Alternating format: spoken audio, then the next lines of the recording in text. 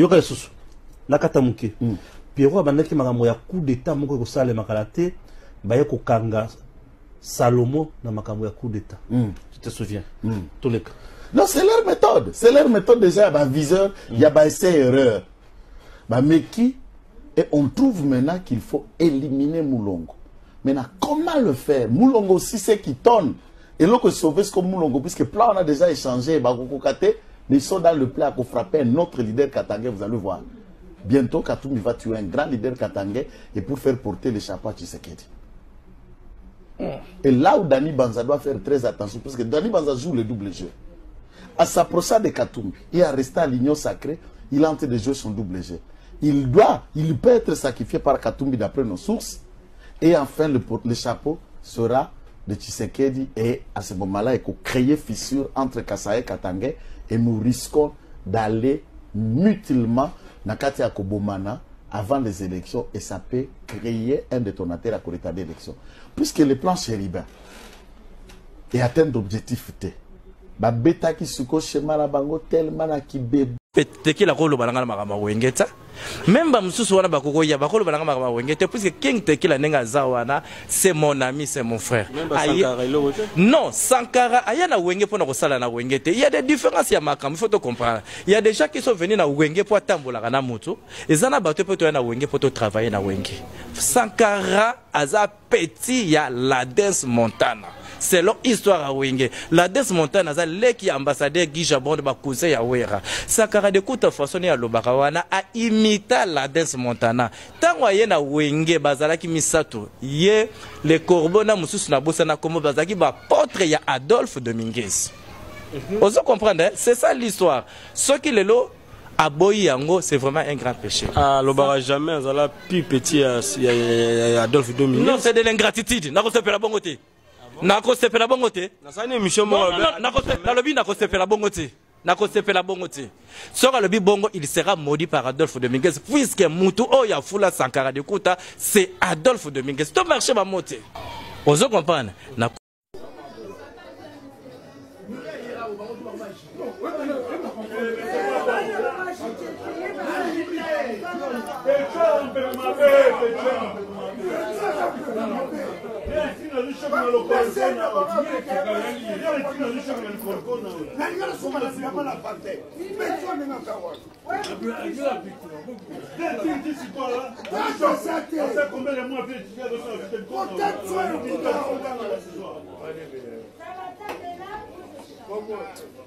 Comme ça, il insultait les gens à la télévision. Il n'était pas le meilleur musicien, mais il disait qu'il était le roi.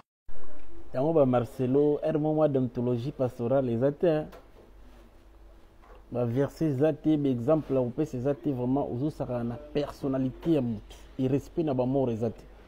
Aux autres, bah qui mutu, aux autres, la bonne, à la famille, na papa, ya bana, tika, et famille, na ti le lobe na ba te belé, bah ça a blessure, qu'on perd de mutaboué. Aux autres banga, tu veux qui va reporter au plainte.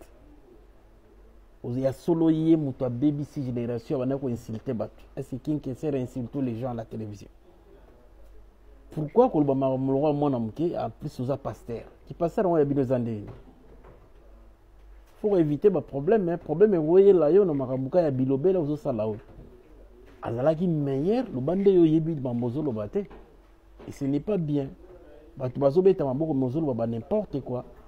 Ta wenge musique à maison mère, ezaki blague té pour faire biso cadre, venir so cadre asalaka osati wana na bula kotala wenge musique à maison mère.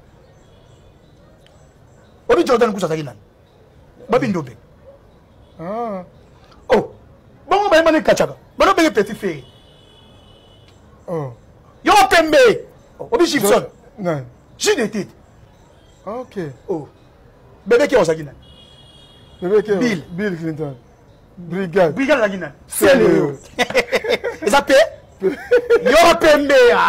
Bon, continue. Adjani kunana. Oda Adjani so taki nani? Non. Oh, Adjani taki nani? Oh nani comme ça qui mangai lola mwana bébé wanga wa motema Adjani obi de bon no sakina mansanga na kolela oyo na kolela ba pembo na le bansu comme tala oza pembe Vatala osati wana komi fona créer image et orchestre na image ya batu wana. Ya mo na album na bonta basalaka album na bango na kombo ekimanga bon moment le roi de la forêt. Nani Efragata. Tolela mama oh liona Lorenza. Bwana Maïga maza bakulaga. Yo mo so mo kasana yimba. Yama wera sonio. Motema TV mampata bana kabisa. Eza pembe ya. Ah. Merci. Hip-hop na ye. Non, Jonas Mayele a koufi na buzoba na ye. Ndengeni. A koufi na batu babomi Jonas Mayele eza ba soda nyonche ya Kanchati. Ah bon? Tous les militaires ba contre Jonas Mayele. Parce que ba yeba kike un bataillon mobimba ya Kanchati ba bomaki yango boy. Na pont avant que bango bakota ba toana bakota. Babomi bataillon mobimba. Babomi bataillon mobimba ya Piso. Da Batouana. Et Moutou Azali complice que Babou Batouana les Jonas Mayele. Jonas Mayele Moutou Alongoli basoda nyon sa tiki bataillon wana. Aye bisi basoda ki bo replier na ba konzibote ka vie de Batouana bakota. Général Mayele a pesa modo. C'est lui qui a dit. Nazo simi yango nazo lo bayango. Non. Nandimi yango nazo lo bayango eza moteur ma bete ke na lo Jonas Mayele boyo rien. Nga nazo ko s'entraîner na Jonas Mayele. Oui. Tango ba nommé Jonas Mayele ba longoli na punition azaki nango palais du peuple ba politicien ba déclencher opération ya Jonas Mayele. Tu sais que dit ABC Faliboy.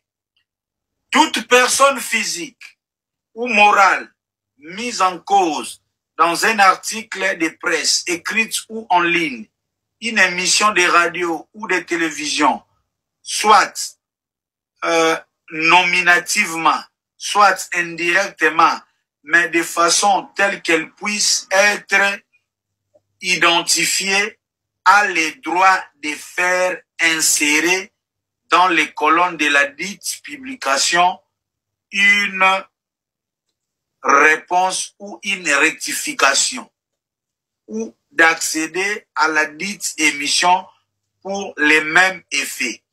J'ai l'avantage de vous demander de solliciter au nom et pour les comptes de votre client, M. Ipou Pantimba Fali, les droits de réponse ou les rectificatifs à la chaîne Boussolo na politique. Ceci sans un quelconque frais à payer. Vous nous saurez gré de réserver au CESAC la suite de votre démarche pour toute fin utile. En attendant, veuillez agréer, mettre l'expression de ma parfaite collaboration, Maître Bossembe Lokando Christian.